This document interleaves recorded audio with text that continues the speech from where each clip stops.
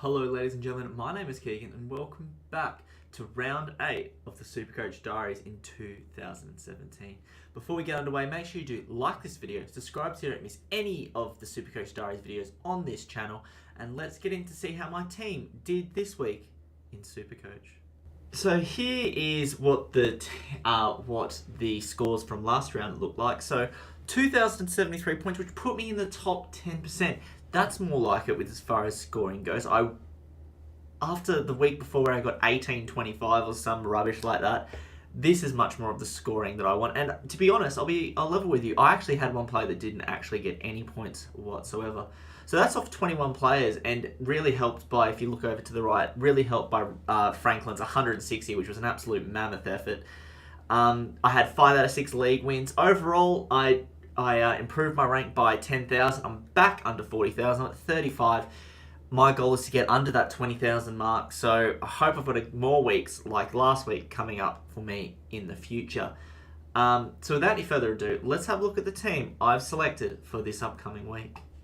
So here is what my team is looking like. I've made my trades already, so I'm going to talk about them in a minute. Let's just quickly go through what the team looks like.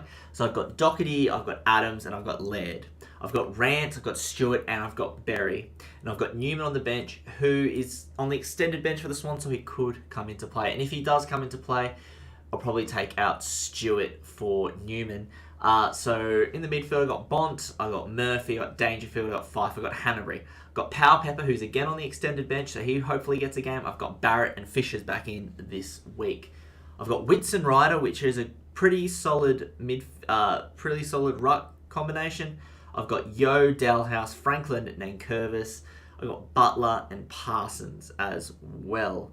Butler hopefully gets picked. This team selection is all on the prerequisite, I should say, that Butler actually gets selected for the Tigers this week. If he doesn't get selected for the Tigers this week, I'm going to have to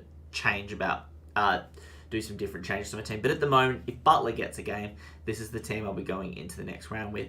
As you can see, before I start explaining my trade selections, you can see on the right there, I've got some serious injuries. Treloar is hopefully only a week, even though he's been pretty poor the past couple of weeks. But it's still, I hope it's only a week out for him.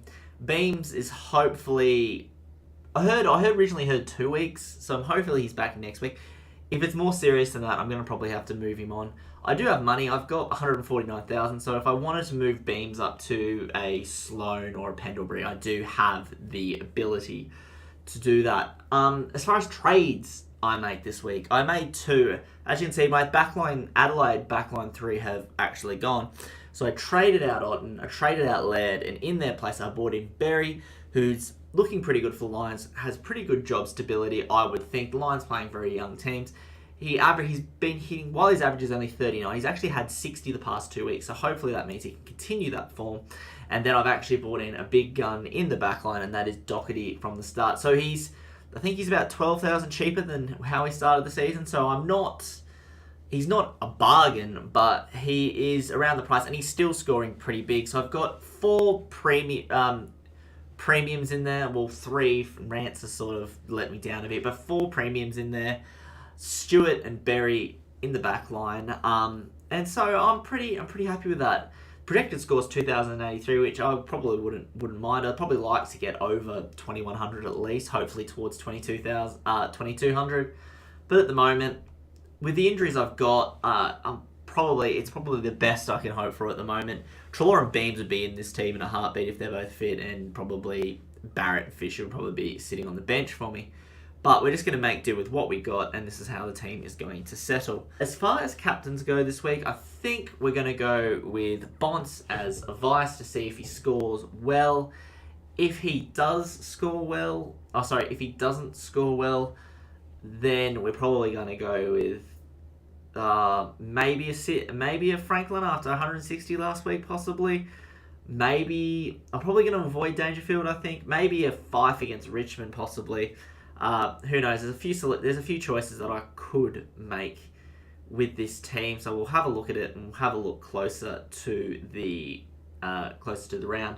But at the moment, I think Bont is definitely a good choice for captain. Anyway, guys, thank you for watching. This is actually a really quick episode. I sort of talked through my selections pretty well. Bye start next week, which is going to be interesting, especially with the Suns and Port both having the bye at the same time, meaning that Ryder and Wits, my ruck combination, is going to look pretty thin. Nankervis can move into the ruck, that's no problem, but support around them could be an issue, and it's only going to be an issue I'm going to have a look at next week. Thank you for watching. I hope you enjoyed. Make sure you do, as I said at the start of the video, make sure you do like this video, subscribe to not miss any videos of the Supercoach Diaries on this channel. Do let me know in the comments below if you think there are any changes you think I should be making to this team, or any selections that you think I have got completely wrong. Do let me know in the comments below. Thank you for watching, guys. I hope you enjoyed, and I'll see you later.